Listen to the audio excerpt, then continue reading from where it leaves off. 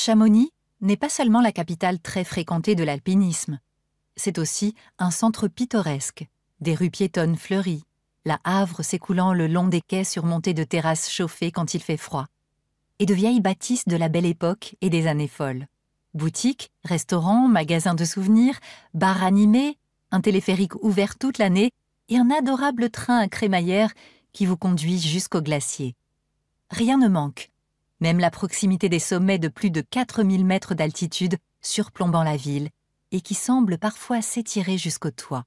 À l'approche de Noël, les balcons se couvrent de houx, de branches de sapin, de guirlandes et de pampilles argentées.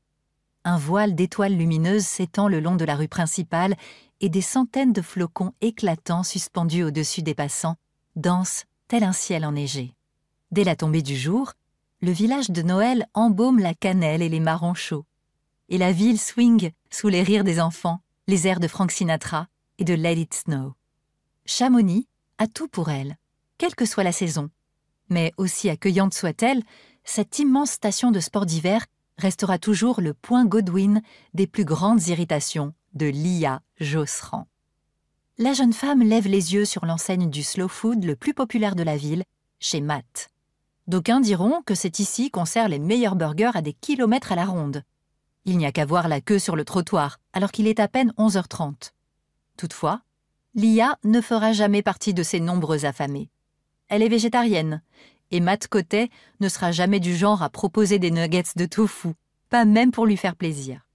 Elle prend une profonde inspiration et pousse la porte du restaurant. « Bonjour !» lance-t-elle aux deux saisonniers occupés derrière le comptoir. « Matt est dans son bureau !» l'avertit Rita. La jeune femme revient chaque hiver, et c'est sans doute la raison pour laquelle elle prend un air aussi blasé en répondant à Lia. Toutes les 2 semaines, le samedi matin depuis 5 ans, c'est le même refrain. « Matt !» appelle Lia en poussant la porte entr'ouverte. Le grand blond aux yeux bleus, en suite Eden Park et à l'allure de rugbyman, est au téléphone et lui fait signe de s'asseoir.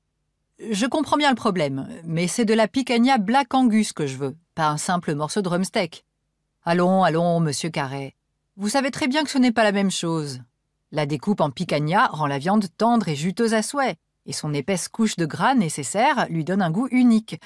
Or, ce que vous m'avez livré, c'est pas ça. » Lia grimace. Au-delà du fait qu'elle aime profondément les animaux, elle ne comprendra jamais qu'on puisse autant s'extasier à manger du cadavre. Matt fronce les sourcils et serre les mâchoires. « Non mais vous plaisantez. Je ne propose pas un burger à 20 € pour servir de la bidoche de brasserie. Personne ne fera illusion, alors voilà ce qu'on va faire, monsieur Carré. Vous faites revenir votre camion avant ce soir avec 5 kilos de picanha. Vous reprenez le colis de viande que je n'ai pas demandé et moi, je continue à me fournir chez vous. » Il y a un blanc. Puis Matt affiche ce petit sourire en coin qui a toujours profondément fasciné Lia, celui du vainqueur absolu.